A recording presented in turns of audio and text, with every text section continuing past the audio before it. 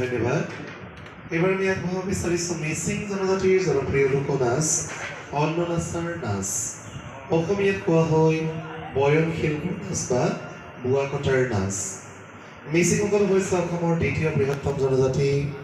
তেওঁলোকে বিশেষকৈ নদীৰ কাষৰীয়া অঞ্চলত বসবাস কৰে। কি ধৰণে গাভৰুসকলে ঘৰতেই কাপোৰ বয় আৰু সূতা কাটে সেই দৃশ্যটিৰ আভাস পাব নাচটিৰ জৰিয়তে। ধন্যবাদ।